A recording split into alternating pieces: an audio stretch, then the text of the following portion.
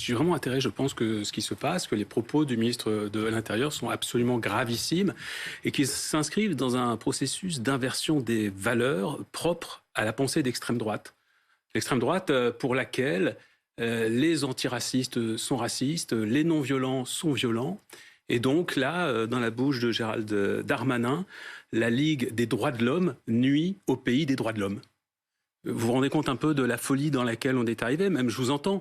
Alors c'est peut-être que ce qu'il défend ne vous plaît pas, Monsieur Maillard. Peut-être que lorsque vous avez porté votre résolution sur l'antisémitisme, ce qu'a déclaré la Ligue des droits de l'homme ne vous a pas plu, mais à vous entendre, ce serait quasiment des antisémites aujourd'hui.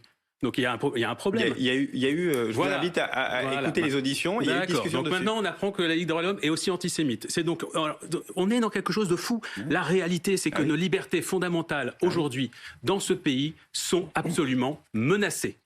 C'est dit par l'ONU, c'est dit par énormément d'observateurs internationaux, c'est dit bien évidemment par des associations d'observation des droits de l'homme dont vous niez aujourd'hui la capacité à observer ces situations. Mais qu'est-ce qui est possible aujourd'hui? Quelqu'un qui veut s'exprimer. Quelqu'un qui veut s'exprimer, qui dit, moi les retraites, je ne suis pas d'accord, je descends dans la rue.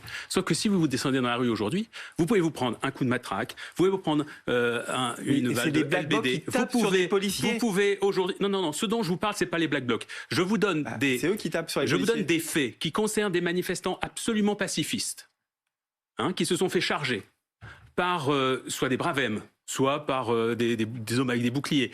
Bref, alors on donne des coups de poing, on donne des coups de matraque, on donne des coups de pied, on roule dessus avec des motos. On peut également être agressé sexuellement comme c'est arrivé à plusieurs manifestantes. Voilà la réalité. Et ce qui se passe, c'est qu'il y a beaucoup de gens qui n'osent plus aller manifester et je pense que c'est voulu.